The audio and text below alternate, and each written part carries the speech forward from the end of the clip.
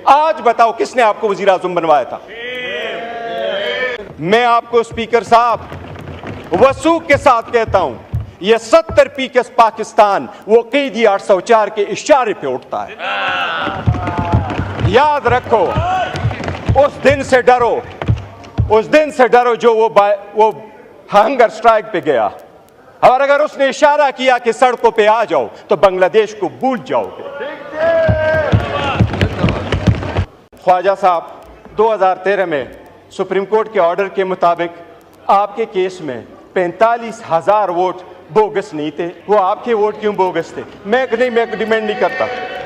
क्या high court के 3 जजेस ने आपके खिलाफ इकामे पे डिस्क्वालीफाई नहीं किया? क्या 2018 में आप खुद नहीं कहते कि मैंने फोन किया और मुझे जितवाया गया? 2024 आया। आज का आपके पास इलेक्शन कमीशन का वेरीफाइड लिस्ट नहीं है। यूसुफ रजा गिलानी साहब का बेटा सुप्रीम कोर्ट से गेट से अरेस्ट नहीं हुआ, उसी की हुकूमत थी। वजीर आजम अपना बेटे को नहीं बचा सका, कौन लेके गया उसको? क्या था वो?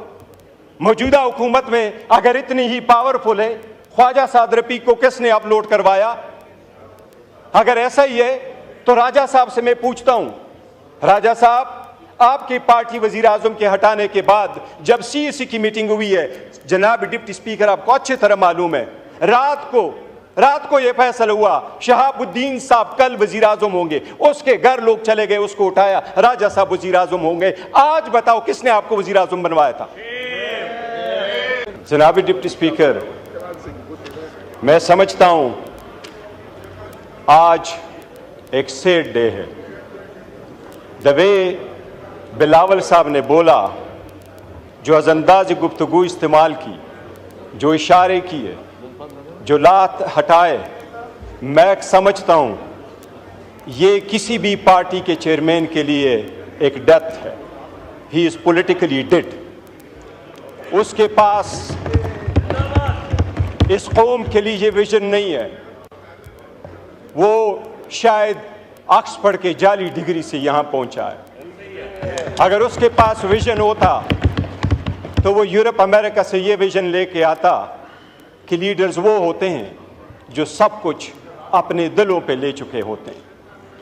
जनाब स्पीकर, ये लाजिम है कि ये लाइन ड्रॉ की जाए कि ये पार्लियामान मजबूत है या कोई और मजबूत है। जनाब स्पीकर, आपकी अटेंशन चाहिए। जनाब डिप्टी स्पीकर, आप थोड़ा अटेंशन कर लें। कल भी ख्वाजा आसिफ साहब बाहर गए थे। इस मुल्क की हिस्ट्री कोई अच्छी नहीं है। ये सारे अपने अपने ममालिक में देखें, अपने वक्त के हुकूमतों में देखें, इनकी हुकूमत में क्या हुआ है। यूसुफ रजा गिलानी साहब का बेटा सुप्रीम कोर्ट से गेट से अरेस्ट नहीं हुआ, उसी की हुकूमत थी। वजीर आजम अपना बेटे को नहीं बचा सका, कौन लेके गया उसको?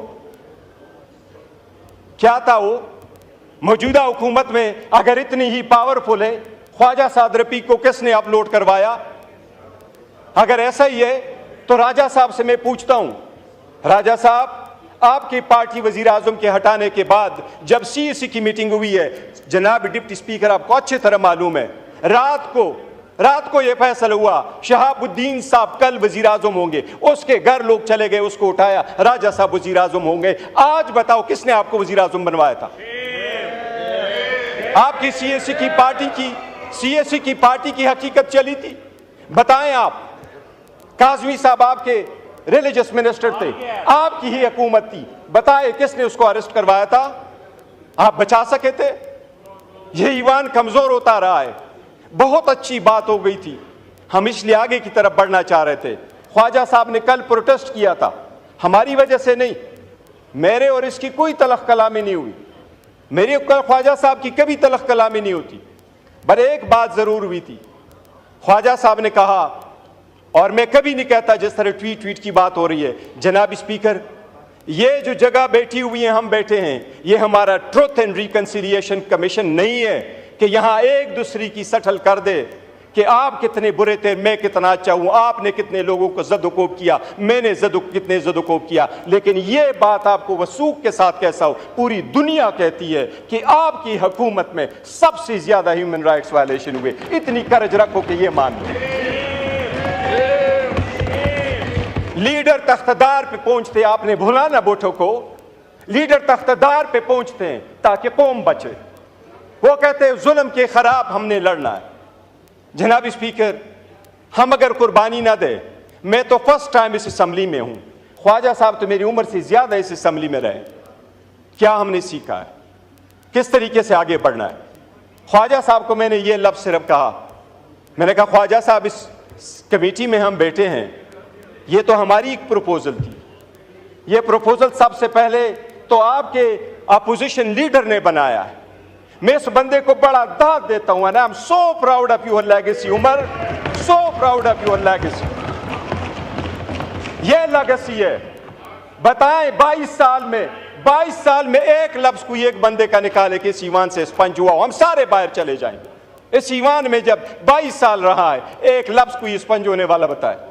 मैंने आपसे कल रिक्वेस्ट की थी ख्वाजा साहब से, मैंने कहा ख्वाजा साहब हम बड़े दिल खोल के आपके साथ बैठे हैं, हमें स्पॉइलर फिगर नहीं बनना चाहिए, हमें हेट फिगर नहीं बनना चाहिए, हमें अब आइसोलेट करके इस मैटर को रिजॉल्व करना चाहिए, डिफरेंसेस भूलने चाहिए। मैंने इनको ये गुजारिश की कि हमारे पॉलिटिकल अलायंस नहीं है, हमारे पॉलिटिकल डिफरेंसेस कभी एक नहीं हो जाएंगे। We and you could never ever be the same on the same page ever in life, but that doesn't mean we can not resolve the conflict, we got to move forward. मैंने उनको ये कहा कि ख्वाजा साहब, सबसे पहले Nelson Mandela का मैंने उनको मिसाल दी। मैंने कहा नेल्सन मंडेला अपार्थाइड के बाद आया तो उसने सबसे पहला काम जो किया, अपनी बीवी को डिवोर्स किया। लोगों ने उससे पूछा कि 14 साल जेल में रहे, बीवी आपके पास आती रही, वापस आए हो, गवर्नमेंट में जा रहे हो, तो बीवी को डिवोर्स कर रहे हो। उसने उसका जवाब ये दिया कि मैं इसलिए कर रहा हूं कि अपार्थाइड पे मैंने पत्थर रखना है, मैंने आगे बढ़ना है, मैंने कालों से गोरों से इंतकाम नहीं लेना, लेकिन मेरी बीवी के दिल में आगे गोरों के खिलाफ मैंने या बीवी रखना है या अपने अवाम को लेना है। मैं लीडर हूं, मैं अपनी बीवी की कुर्बानी दूंगा, पर मैं अवाम के साथ खड़ा हूंगा। मैंने कहा ख्वाजा साहब, अगर आपका इतना दिल नहीं है कि मिनिस्टर होते हुए आप हमारे ग्रीवियंसेस नहीं सुन सकते, इस वक्त ग्रीवियंसेस हमारे हैं। मेरे मने के नाम लेकर के कहा कि ये 5 महीने हमारे मिसिंग है, उनकी फैमिली मेंबर्स के साथ क्या हो रहा है, ये अगर आप नहीं हो सकते तो मैंने कहा ख्वाजा साहब हमारी बड़ी कोशिश है, हम चाहते हैं कि आप सीट पे रहें, लेकिन फिर आपका इस्तेकाक है, बेशक आप स्पीकर को कहें आप ये न रहें। जनाब स्पीकर, 2 दिन हम आगे जाते हैं, एक स्टेप आगे जाते हैं, कोई ना कोई पीछे आ जाता है और ये 4 स्टेप बैक हम चले जाते हैं। इसी वजह से क्या हो जाएगा, ये ईवान नहीं चल पाएगा, ये कौम सफर हो जाएगी, ये डेमोक्रेसी खत्म हो जाएगी, ये स्पेस आपका कोई और ले जाएगा, ये गैर सियासी कुव्वतें आपकी ले जाएगी, ये इंतहा पसंद कुव्वतें आपकी आ जाएगी। ये जिसको आप कहते हैं आइसोलेट करते हैं, अच्छी तरह देख ले कि आप पूरी दुनिया इस बात की गवाही नहीं दे रही कि पाकिस्तान तहरीक इंसाफ इस वक्त 70% अवाम की सपोर्ट है। मैं आपको स्पीकर साहब वसूख के साथ कहता हूं, ये 70% पाकिस्तान वो कैदी 804 के इशारे पे उठता है। याद रखो, उस दिन से डरो जो वो हंगर स्ट्राइक पे गया, और अगर उसने इशारा किया कि सड़कों पे आ जाओ तो बांग्लादेश को भूल जाओगे। पर वही है और हम यही चाहते हैं कि माजी को भूल जाओ, पाकिस्तान को रवंडा नहीं बनाना, पाकिस्तान को नहीं रवंडा हमने बनाना, पाकिस्तान को बेहतर करना है। खुदा के लिए ये ईवान में बैठ करके ये जो हम पढ़ते हैं ना, ये आईन के ओथ जब उठाते हैं तो हम कहते हैं कि अपने पर्सनल इंटरेस्ट को हम सेक्रीफाइस करेंगे कौम की। ये पावर इख्तिदार आनी जानी चीज है, ये कौम की अमानत है। पावर आए तो इसका मतलब ये नहीं है कि हम लोगों को जेर करें, कभी ये कोशिश ना करें कि उनमें से कौन जीतता कौन हारता है। हमारे हार और जीत में ये पार्लियामान हार जाएगा, हम उधर के उधर रह जाएंगे। जनाब deputy speaker, it is time है कि कॉमन सेंस प्रिवेल करे।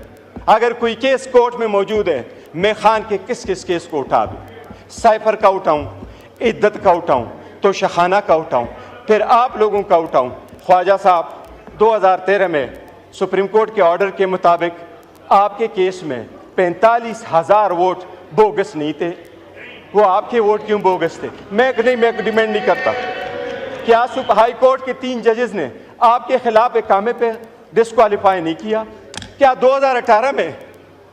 2018 में आप खुद नहीं कहते कि मैंने फोन किया और मुझे जितवाया गया? 2024 आया, आज का आपके पास इलेक्शन कमीशन का वेरीफाइड लिस्ट नहीं है। ख्वाजा साहब, मेरी सबसे दरख्वास्त है, पहले मैं अपने फिर आपसे, अगर हमने यहाँ अपनी आवाम की नुमाइंदगी करनी है तो भूल जाए हम में से कौन अच्छा है। जिन्होंने पारसाई के दावे करने हैं वो अपने तरफ सारे दो करते। हमारे खानों में ये हम जो चाहते हैं बेहतर, हम ये चाहते हैं कि जो जनाब स्पीकर, आज मेरा एक अच्छा प्रोग्रेस हुआ है हमारी कमेटी में, एक अल्हम्दुलिल्लाह सब कमेटी बनी है। वो कमेटी में हम जाके प्रिविलेजेस और इम्यूनिटीज पे बात कर रहे हैं। मैंने सारी बातें की, मैंने उनको कहा स्पीकर साहब, मैंने ये जिक्र किया, कहा ये कि इम्यूनिटी के लिए रखो, MPA MNAs के लिए, कि 15 दिन पहले अरेस्ट नहीं होंगे, 15 दिन बाद अरेस्ट नहीं होंगे। मैंने कहा हमें VIP कल्चर नहीं चाहिए, हमें अरेस्ट करते जब चाहे अरेस्ट करें, हम VIP कल्चर नहीं चाहते, हम डिग्निटी और रिस्पेक्ट के लिए बैठे, VIP कल्चर के लिए नहीं बैठे। हमें स्पेशली ना खड़ा करो कि आपको VIP पास इशू, आप एयरपोर्ट में चले जाओ। हम क्यों में खड़े होंगे अमेरिकन की तरह, हम जाएंगे ब्रिटिश की तरह, हम सारे जाएंगे। जनाब स्पीकर, एक नई शुरुआत की ज़रूरत होगी अगर मुल्क को बचाना है। अगर हमने किसी थर्ड फोर्स को ये पावर नहीं देना तो एक स्टेप बैक भी जाना पड़े तो हमें जाना होगा। हमने करना अगर है तो मैं ख्वाजा साहब बस इनफ, हम चाहते यही है कि डिफरेंसेस रिजॉल्व करें। अगर एक दूसरे को ये दिखाएंगे कि किसका कितना रोल था तो हमरी कभी कभी लफ्ज़ इस्तेमाल नहीं करता वो हमाम का, लेकिन इसमें किसी की हालत अच्छी नहीं है। ये सबसे बड़ी कर्ज हो कि घर से इब्तिदा कर ले और आवाम के पास वो छोड़ दो कि वो क्या करे। इसका सारा फैसला जो है ना तारीख करेगी, पब्लिक हमें जज करेगी, और ये दिन ज़रे गुजर जाते हैं, वक्त आएगा आवाम हमें जज करेगी who is on the right side. शुक्रिया।